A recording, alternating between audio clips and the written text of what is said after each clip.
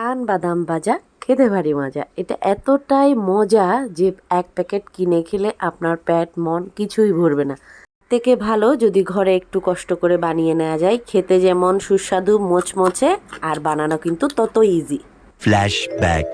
Everyone, সবাইকে নমস্কার। Experience with পূর্বা পেজের নতুন আরেকটা ভিডিওতে সবাইকে জানাচ্ছি ওয়েলকাম।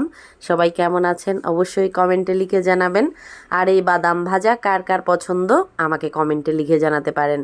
এই যে বেসন নিয়ে নিলাম, মশলার মধ্যে দিলাম সামান্য লবণ, হলুদের গুঁড়ো, সামান্য মরিচের গুঁড়ো, সামান্য মশলার গুঁড়ো দিয়ে অল্প অল্প পানি দিয়ে সুন্দর করে ডো করে নিচ্ছি। মাখতে মাখতে মনে হলো বাদামের তুলনায় বেসনের পরিমাণ কম হয়ে গেছে, তাই আমি আরেকটু বেসন অ্যাড করে নিলাম, সাথে আরেকটু পানি দিয়ে নয় পাতলা নয় ঘন এরকম করে একটা ব্যাটার তৈরি করে নিলাম, যেন আঙ্গুলে লেগে লেগে থাকে ওই অবস্থায় আর কি।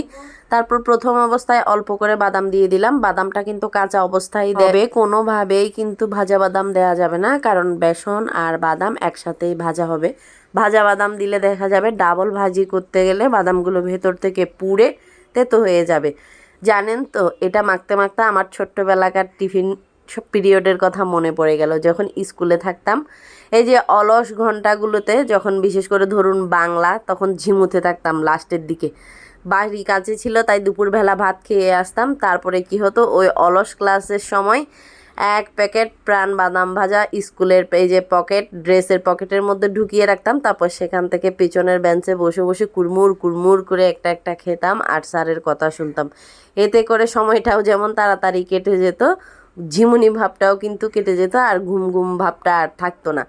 তো যাই হোক, এটা বানাতে বানাতে সেটাই মনে পড়ছিল। তো প্রথমে একটু ঘন করে দিলাম আমার জন্য, কারণ আমি বেসনের মোটা ব্যাটারটা খেতে পছন্দ করি। আর ছেলের যেহেতু দাঁতে সমস্যা, তাই আমি সিঙ্গেল সিঙ্গেল করে একটা একটা একটা একটা করে বাদাম দিচ্ছিলাম।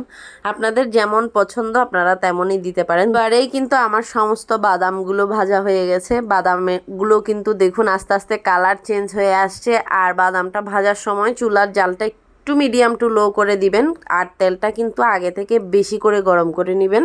তারপর বাদামগুলো ছাড়ার সময় চুলার জালটা মিডিয়াম টু লোতে করে দিবেন। সবগুলো বাদাম ভাজার পর এবার আমি সবগুলোকে একটা বাটিতে তুলে নিচ্ছি। দেখুন, দেখতে যতটা না সুন্দর হয়েছে, খেতে কিন্তু তার থেকেও বেশি মুচমুচে কুড়মুড়ে সুস্বাদু। আর বাদাম তো শরীরের জন্য ভালো, সেটা তো সবাই কম বেশি জানেন।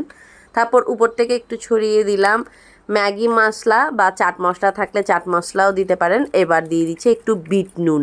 বিট নুনটা দিলে খেতে বেশি টেস্টি লাগে, আর মানে মুখে রুচি রুচি ভাবটা বেশি ভালো থাকে আর কি।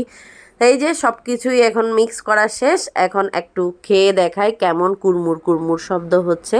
তা আজকের ভিডিও এ পর্যন্তই, কাল আবার দেখা হবে।